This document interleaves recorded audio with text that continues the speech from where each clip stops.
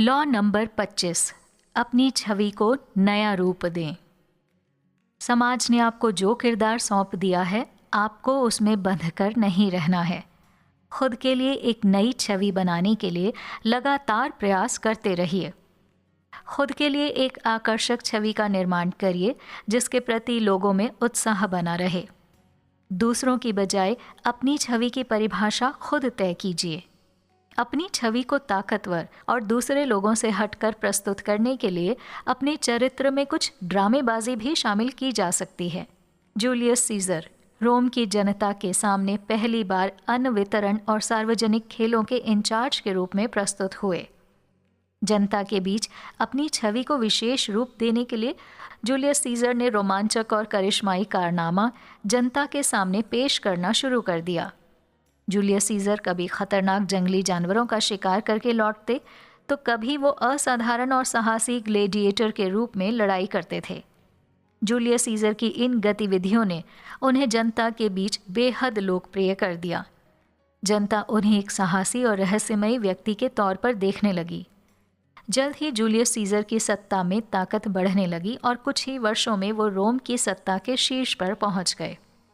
Julius Caesar को सत्ता के शिखर पर पहुंचने में सबसे महत्वपूर्ण भूमिका जनता के बीच उनकी लोकप्रियता ने निभाई।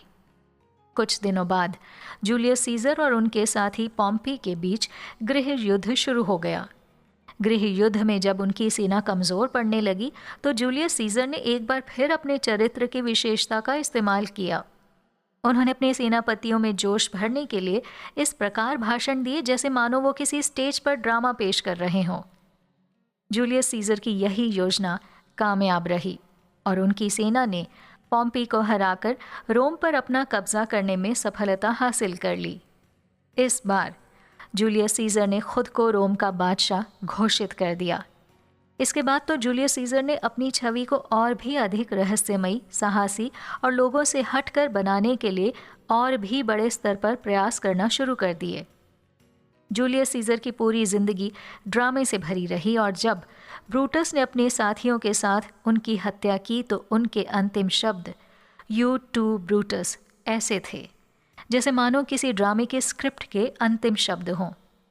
ड्रामे से भरी जूलियस सीजर की जिंदगी ने उन्हें जीते जी तो रोम में लोकप्रियता दिलाई ही थी, उनकी मौत के बाद भी इस खासियत ने उन्हें इतिहास के सबसे चर्चित शख्सियतों में से एक बना दिया। आने वाले समय में जूलियस सीजर सभी नेताओं और सत्ता हासिल करने का सपना रखने वाले लोगों के लिए एक आदर्श बन गए। उनकी जिंदगी का अनुसरण करते हुए कई लोगों ने सत्ता का शिखर भी हासिल किया। हम आज भी ऐसे कई नेताओं और सत्ता पर काबिज लोगों को देख सकते हैं जो अपनी जिंदगी को आम लोगों से हटकर दिखाने के लिए अजीबोगरीब कार्य करते हैं। असल में ये सब अपनी छवि को लार्जर देन लाइफ दिखाकर जूलियस सीजर के आदर्शों का अनुसरण करने की कोशिश कर रहे हैं।